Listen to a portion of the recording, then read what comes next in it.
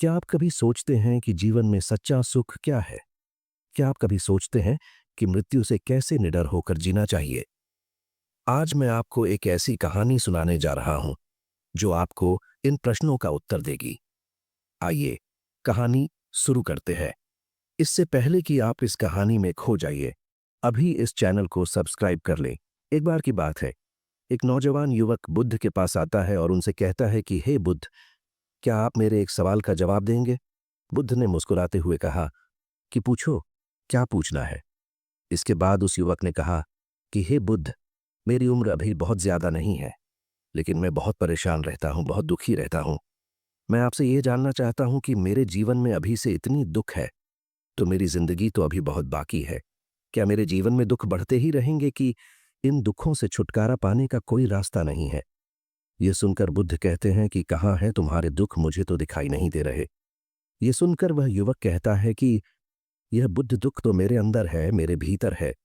वह आपको कैसे दिखाई देंगे? ये सुनकर बुद्ध उसी वक्त से पूछते हैं कि क्या तुम्हें अपने दुख दिखाई देते हैं?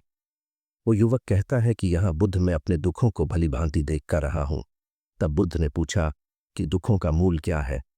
बुद्ध में और उस युवक में चर्चा चल ही रही होती है कि तभी एक भिक्षु दौड़कर वहां पर आता है। वह भिक्षु तथागत बुद्ध के कान में कुछ कहता है।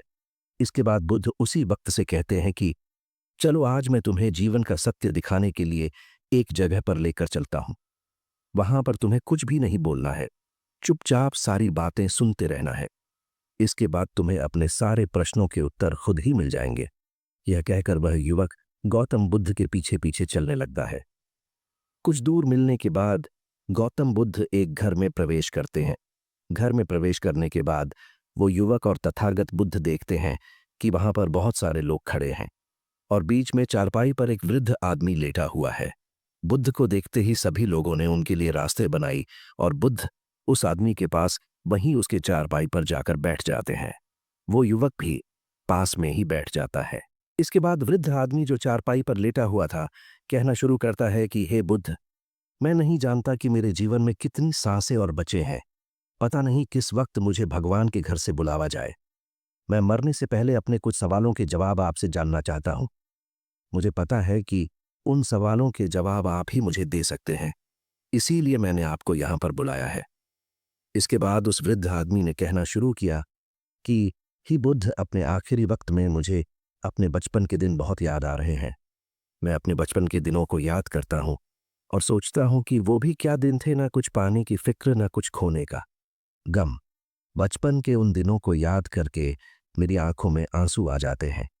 मुझे लगता है कि कितनी आज़ादी थी। उस समय मेरा मैन कितना खुला हुआ था।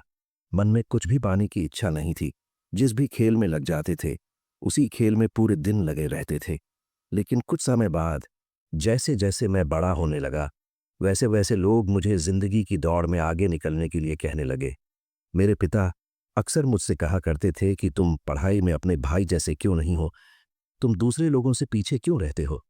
ये सब सुनकर मेरा मन बहुत बेचैन रहने लगा।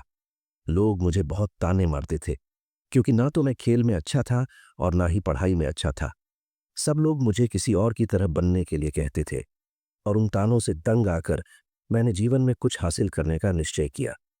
मैंने अपने आप से वादा किया कि मैं भी अपने भाई की तरह कामयाब इंसान बनूंगा और इसके लिए मैं दिन रात मेहनत करने में लग गया। शुरुआत में बहुत मुश्किल है, बहुत निराशा हाथ लगी, लेकिन मैंने हार नहीं मानी और मैंने खुद अपना व्यापार खड़ा कर लिया। उसके बाद मुझे कुछ पाने का एहसास हुआ। मुझे बहुत खुशी हुई, क्योंकि जो लोग मुझे ताने देते थे वही लोग अब मेरे आगे पीछे घूमने लगे थे। कुछ वक्त बाद एक रईस बेटी के साथ मेरी शादी हो गई और उसके बाद मुझे लग रहा था जैसे मेरा जीवन स्वर्ग बन गया हो। कुछ साल बाद मुझे 2 बेटे प्राप्त हुए। दोनों बहुत ही सुंदर और हर्ष थे। अब मेरा मन मेरे बच्चों के लिए कुछ करने को उत्सुक हो गया। मैं और भी ज्यादा धन कमाने में लग गया और जल्द ही मैं अपने नगर का सबसे बड़ा व्यापारी बन गया। सब कुछ अच्छा चल रहा था, लेकिन अनहोनी को कौन टाल सकता है। एक दिन अचानक मेरी पत्नी मुझे छोड़कर चल गई। इससे मुझे बहुत गहरा सदमा पहुंचा। मैं कई दिनों तक अपने घर से बाहर नहीं निकला। मेरे बेटे मुझे हिम्मत दे देते कि पिताजी माताजी तो नहीं रही और जो हो चुका वो वापस नहीं आ सकता। लेकिन हम दोनों भाई आपका हमेशा साथ देंगे, आपकी हमेशा सेवा करेंगे। आपको किसी बात की कोई चिंता करने की आवश्यकता नहीं है। और धीरे धीरे मैंने भी अपने मन को समझा लिया कि अब तो मुझे अपने प्रिय पत्नी के बिना ही जीना पड़ेगा। इसीलिए मैंने अपना मन अपने बेटों के साथ जोड़ लिया। उनकी खुशी में ही मुझे खुशी होती थी, उनके दुख में ही मुझे दुख होता था। इसके बाद मैंने कहा कि ही बुद्ध जीवन चक्र में अक्सर मुझे महसूस होता था कि आखिर जीवन क्या है, जीवन को उसके गहराइयों में कैसे जाना जाए। ये कैसे जाना जाए कि मैं कौन हूं और मैं इस दुनिया में क्या करने के लिए आया हूं। ऐसे तमाम सवाल मेरे मन में उठते रहते थे। और मुझे आपके बारे में भी पता चला कि बुद्ध ऐसी ध्यान की प्रणालियों बताते हैं जिससे जीवन का मतलब समझा जा सकता है। लेकिन मैं हमेशा सोचता रहता था कि पहले मैं अपने जीवन से दुखों और परेशानियों को दूर कर देता हूं, उसके बाद ध्यान में मैं अपना पूरा मन लगाऊंगा। और यही सोच सोचकर मैं कभी ध्यान नहीं कर पाता था। धीरे धीरे वक्त बीता रहा और आखिर में उम्र ढलने के बाद में बीमार पड़ गया। वैसे मेरे जीवन में कोई कमी नहीं रही। मेरे बेटों ने मेरा अच्छा साथ दिया, मैंने जीवन में बहुत कुछ हासिल भी किया। लेकिन अब मैं अपने जीवन में अगर पीछे मुड़कर देखता हूं तो मुझे एहसास होता है कि मेरे बचपन के दिन ही सबसे प्यारे दिन थे। तब उस आदमी ने बुद्ध से पूछा, मैं चंद मिनट का मेहमान हूं, ये मैं जानता हूं, लेकिन क्या कुछ ऐसा सूत्र मुझे बता सकते हैं जिससे कि मैं सुकून से मर सकूं, मेरे मन के सारे सवाल जवाब शांत हो जाए और मैं जीवन का असली मतलब समझकर मर सकूं। यह सुनकर बुद्ध ने कहा कि हर इंसान को बचपन के दिन प्रिय क्यों होते हैं, क्योंकि उस समय उसे कोई भी चिंता ही नहीं रहती। वो आजाद होता है, उसके मन में कोई लालसा नहीं होती, जिस काम में भी लग जाता है उसी में मग्न हो जाता है। लेकिन जैसे जैसे इंसान की आयु बढ़ाने लगती है वैसे वैसे उसकी इच्छाएं, उसकी कामनाएं दिन ब दिन बढ़ती जाती हैं। और इसीलिए अक्सर इंसान भविष्य की तैयारी में लगा रहता है या फिर अतीत के बारे में सोचता रहता है और वह वर्तमान में जीना भूल जाता है। और वहीं अगर हम किसी छोटे बच्चे को देखें तो उसके लिए कोई भविष्य या कोई अतीत नहीं होता, उसके लिए बस वर्तमान होता है और इसीलिए वो वर्तमान में पूरा आनंदित होकर रहता है। तुमने अपना पूरा जीवन अपनी कामयाबियों, अपने बेटों, अपनी पत्नी और अपने भविष्य की योजनाओं में ही बिता दिया और तुम हमेशा यही सोचते रहे कि पहले मैं अपने जीवन को व्यवस्थित कर लेता हूं और उसके बाद सत्य की खोज करूंगा, उसके बाद ध्यान करूंगा। लेकिन हम यह भूल जाते हैं कि कल कभी नहीं आता, भविष्य की योजनाएं कभी पूरी नहीं होती। जब एक योजना पूरी होती है तो हमारा मन दूसरी योजनाएं बना लेता है और इस प्रकार जीवन चक्र चलता रहता है, चलता रहता है। और अब आखिरी समय में जब मृत्यु तुम्हारी सैया पर लेटी हुई है तो तुम्हें एहसास हो रहा है कि मैंने जीवन में कुछ भी हासिल नहीं किया। अब तुम्हें लग रहा है कि जो भी तुमने किया उसमें से तुम एक सुई भी अपने साथ नहीं ले जा सकते। अगर यही बात तुम उसे वक्त समझ लेते, मृत्यु कभी निश्चित होकर नहीं आती, वो तो कभी भी आ सकती है। अगर ये बात उसे वक्त तुम्हारा मन समझ लेता तो तुम उसी वक्त ध्यान और सत्य की खोज में लग जाते। तुम कोई ऐसी चीज खोजने की कोशिश करते जो तुम्हारे साथ जा सके, जो तुम्हें परिपूर्णता से मरने का मार्ग दिखा सके। उसे वृद्ध आदमी ने हाथ जोड़कर बुद्ध से कहा कि बुद्ध, यह तो मैं जानता हूं कि मुझसे गलतियां हुई हैं, मैंने अपने जीवन को सार्थक रूप से जिया ही नहीं और इस बात का मुझे बहुत गहरे में एहसास हो चुका है। लेकिन मैं आपसे फिर से वही सूत्र जानना चाहता हूं कि क्या मैं अभी परिपूर्ण था के साथ नहीं मर सकता? क्या मुझे अभी सत्य की कोई झलक नहीं मिल सकती?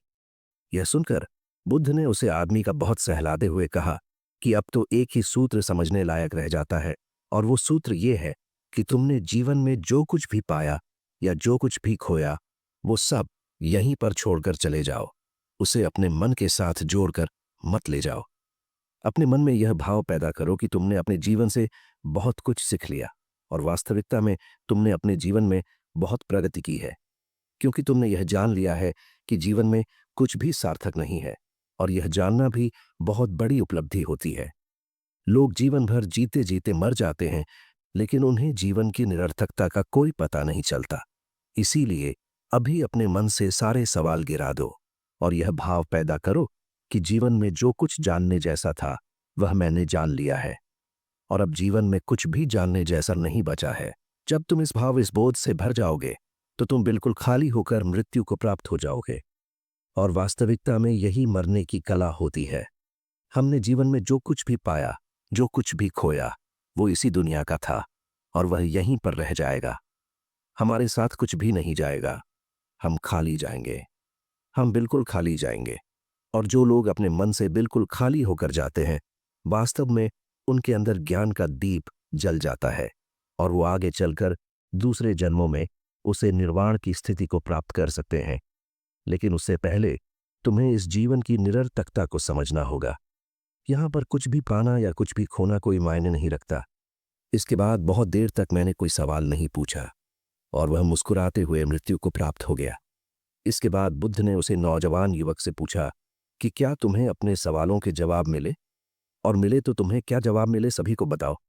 उसी वक्त ने कहा कि हे बुद्ध, मुझे अपने सवालों के जवाब मिल गए हैं।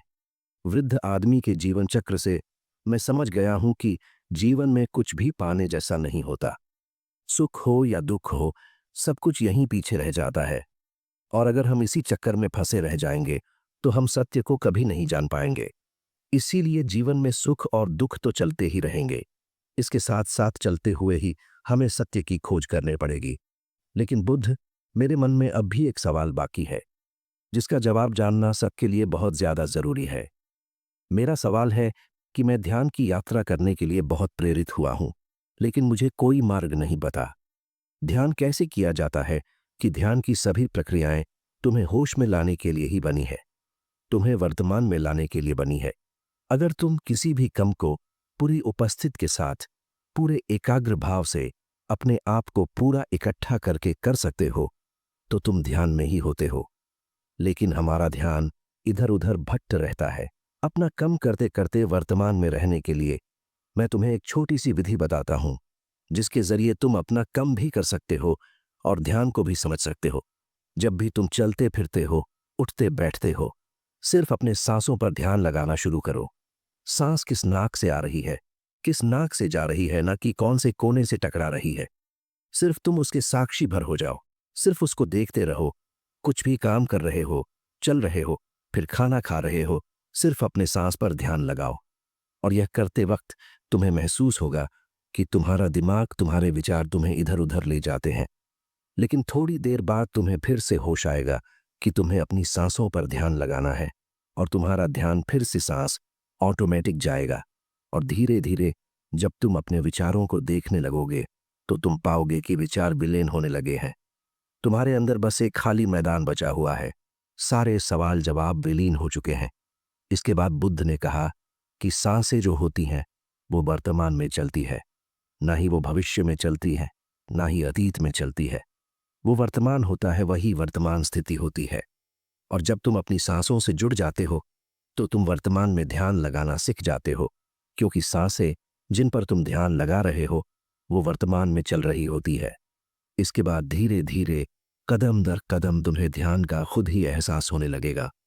फिर तुम जो भी काम करोगे उसमें तुम्हारा पूरा चित्त लगा होगा। तो शुरुआत वहीं से करो जहां पर तुम हो, यहीं से अभी से अपनी सांसों को पकड़ना शुरू कर दो। तो दोस्तों, कैसी लगी आपको यह कहानी? कमेंट सेक्शन में जरूर बताना, और अच्छी लगी तो इस चैनल को सब्सक्राइब करना मत भूलना। तो मिलते हैं अगले कहानी में। तब तक के लिए अपना ख्याल रखें।